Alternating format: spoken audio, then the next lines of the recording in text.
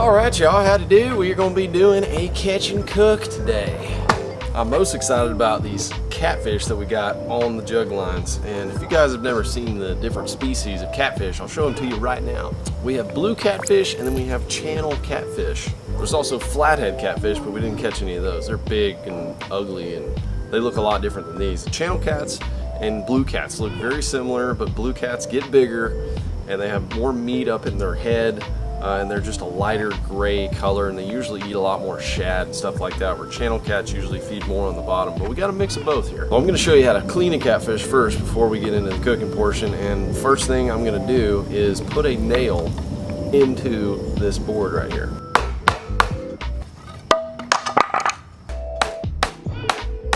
The reason for doing that is I'm going to put the catfish on this board like this with the nail, and that way I can take pair of skinners and just rip their skin off.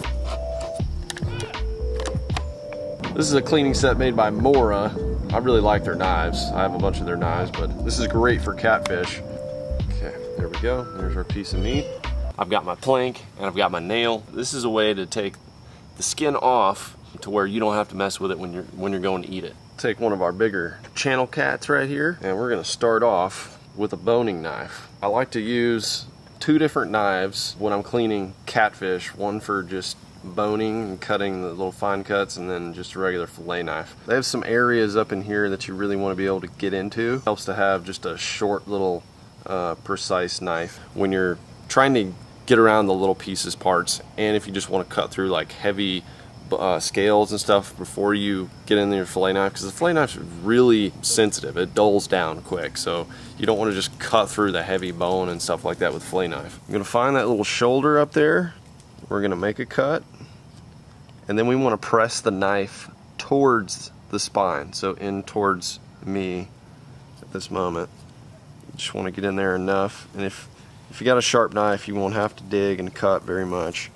Then when you get right here, you'll start seeing the spine change after this dorsal fin right here, and you can really start feeling the tiny little bones and things like that. So I like to just kind of open it up with my fingers and just run as close down the spine about a ½ inch down there, and then when I get about right here where I can really cut through easy, I know I'm around that spine. Then I take the fillet knife, and you can easily cut all the way through right there because you're past the rib cage, and then you want to press the knife parallel to that spine and run it down like this. And when you get close to the end, don't cut it all the way off just yet, but you see it's a real close cut to that spine when you do that. That's why you want the fillet knife versus the other knife, because it's thicker and it's meant for more boning. So I'm actually going to do the same thing on both sides real quick. So then I'm going to make a cut right here, make a little triangle. I want to make sure I cleanly cut all the way through there, lightly pressing. I'm just making a little, you'll see why in a second, just a little cut like that. Then I'm going to stick his head on this spike right here, a way to pull his skin off. So I'll go right there in the corner, and we just pull down all the way. These are cheap. You can get them at almost any sporting goods store. Carries catfishing supplies. And then we just cut the end. We make our final cuts up through here. Just staying close to the spine. Cut around the rib cage.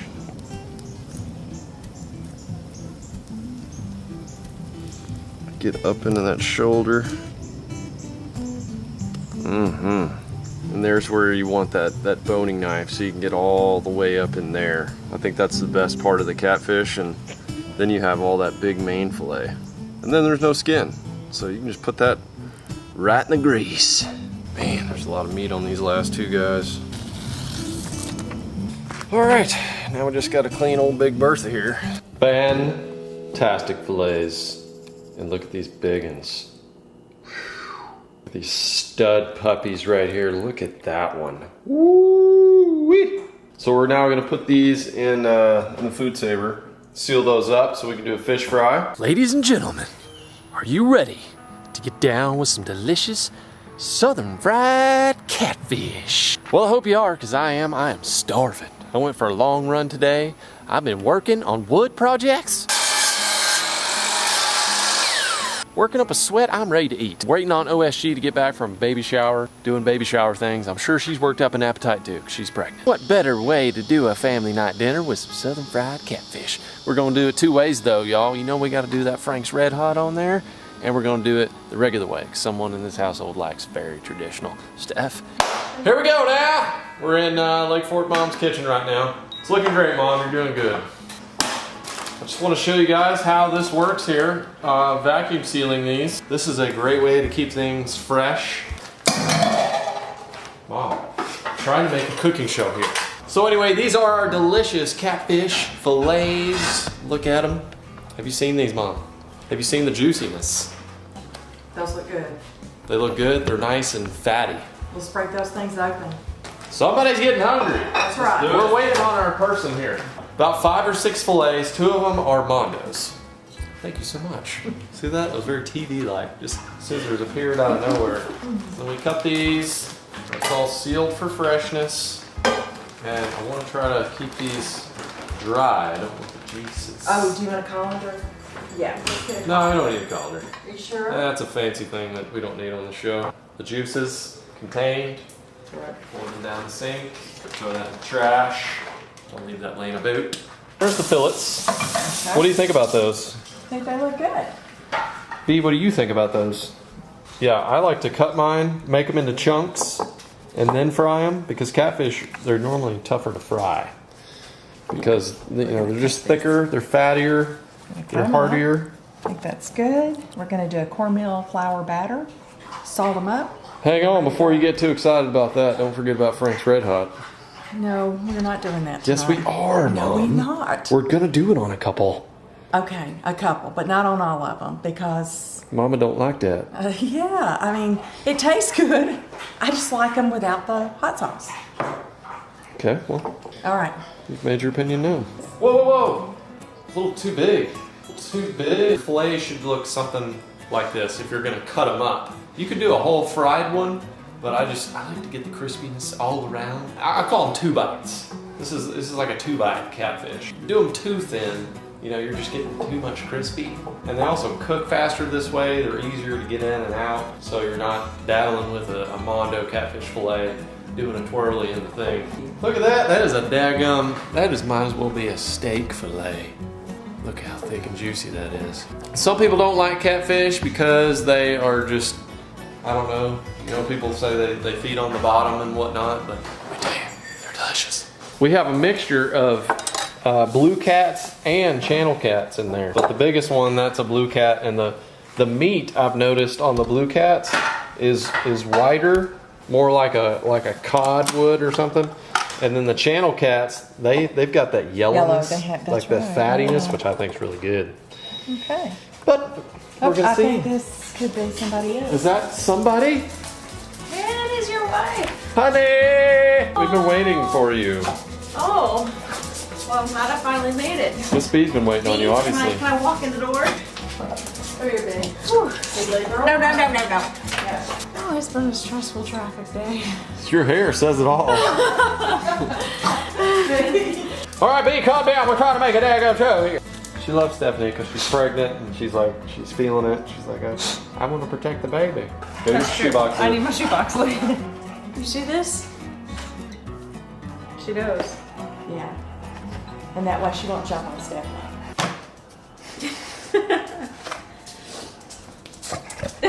So she'll just go over to you. She's like, I'm gonna come over here. He's gonna protect me. Cooking under duress. It's called cooking with fun. Cooking with fun. Easy. Everyone that has watched my other fish recipes with this raves about it. Literally raves. It is good. That's an old word. It is good. I like it. Raves. Well, hopefully none of you are having bowel issues out there after this Frank's Red Hot. I don't have any issues with it. But what you do is just called smothering and covering right there. That's how we say it in the South. You just want to smother it and cover it. And that acts as your stickiness as well. So pat them dry. You don't have to use milk or egg or anything like that. You just use the Frank's. And then I like to dip it in straight up flour. Mom likes a little cornmeal. She likes a little crispiness in her life. I like the flakiness of the flour, so that's why I just go straight flour. Ain't Mama Southern Bama style? Like nobody sits there, everybody. B? No. B. She wants to grab that Yeah. shoe. B. Stop. Come here. Yeah. There was a 13 pounder. Do you like to use the fries as like a tester? Yeah, it gets the grease going, you know, lets you know your grease is hot. Get them crispy, then throw the fish in. You get your area ready. You have the red hot right here. We have the traditional right here. And you want to dip them in the cornmeal or the flour right before you put them into the grease. Don't let them just lay around in flour. They get real clumpy and stuff like that. So you go bam, and then you go right in there. You guys have probably seen some of these fish fries. You know what's up. But all you new people, if you haven't tried fried fish, oh my gosh. Ain't quite the best thing for your heart, but it's good for your soul. Another tip for you guys frying fish. After you get your grease going, well, you want to turn it down because you don't want to burn your grease. That's the worst thing you can do for fried fish. Golden little crispies. Ready to go. I'm ready. Let's get the fish. Let's get the fish going. Okay, I'll do it. That is what your coating is going to look like with cornmeal. LFD's going to drop one in there so you guys can see what this operation is all about. It's a light battering. And it goes in there and looks like that. Golden Crispies from the south. That's right. There's a disturbance in the fish fry. When she smells food, she's hungry. She's hungry.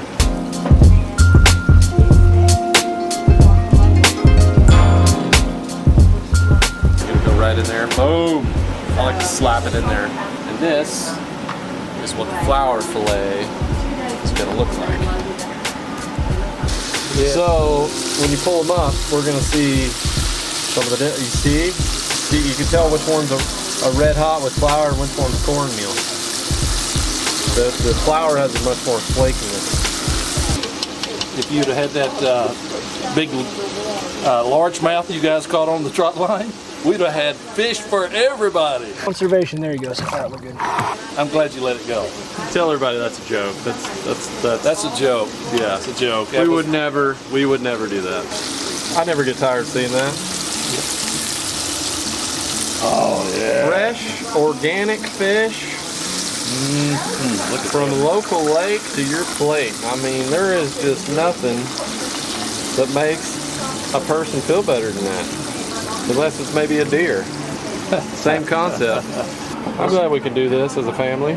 Yes, me too. Thanks for catching them. Of course. I'll enjoy eating them. Okay, now get the rest of them in. Glass of the Frankers just came off. They're a little toasty. I was inside. I know you were. I was out here. There's Yes. a lot of jabberjawing though out here. So it's the girl's fault? Yeah. Gotta contend with that. Don't be blaming this on us. The men are in charge of the cooking tonight. We'll see how well y'all do. 4 girls against It is. 2 dudes. But we are the hunter-gatherers, aren't we, Dad? That's right. Time for a taste test. Mama is hungry. Do I get first taste test? All right. Actually, that would be great because your palate is ready to go. It's ready to go. And we're gonna have 2 different styles. And I have not had the Franks on the catfish before. I've had it on white bass, I've had it on crappie, I've had it on walleye. Summer catfish, I'm thinking it's gonna be a good move, but we'll see. The cornmeal one's probably cooler. Yeah, it's crispy. So the flour gives you much more crispiness. Like Kentucky Fried Chicken up in here. I don't really taste the red. You don't? Okay, I might have overcooked it a tad. It's a little burned. Okay, now for the regular. A lot less crispy. You didn't have a crunch on that when you bit into it. I would like to marry the 2 flavors. You would. Can I do that? No, because we are out of fish. Maybe on the next run. It has like a slightly burned flavor. Okay, hey, I tell you what. Try this piece, because that one's not burned. That came out of the same batch. This is Frank's. Yep. This is the big moment. Is that the one? That's the one. Yeah! I taste the Frank's, but it still has the crispiness. Ooh, and this is like nice and thick. It's like You see that? That's the difference in catfish, y'all. Is you get that meatiness. It almost is like a chicken or something. It is nice and plump. You get a real But meatiness. it has the crispiness over here. Yes. Okay. So Frank's for the win, is what you're telling me. That's delicious. Okay. Frank's. Mama, Frank's done did it again. Well, that's just her opinion. You want to get in here? I'm ready, babe. I'm ready. It's another delicious meal, y'all. From the lake to the fillet knife to the Ziploc to the frying pan and to your mouth. Some of my best summer memories are doing fish fries with friends and family. And we did another one with white bass over the weekend. So I have had my fill of fish this weekend. It's been good. As always with these catch and cooks, I will post the recipes down below, both. You can try them both and see which one you like better. Or if you have the Delicioso recipe dialed in, go ahead and let everybody know that as well. And I might just have to give me a little crispiness. I definitely overcooked that one. But good news with catfish, you gotta cook it a little longer. You have a little bit more leeway because it's got some fattier stuff in there. If you're down with the catfish videos and you want to see more, let me know in the comments down below. And I hope you're having a blessed day wherever you are and catching some fish, no matter what species. Go out there and get you a tug on the line. Thanks for watching today, guys. Don't forget to subscribe and hit the like button. And I'll see you guys on the next one.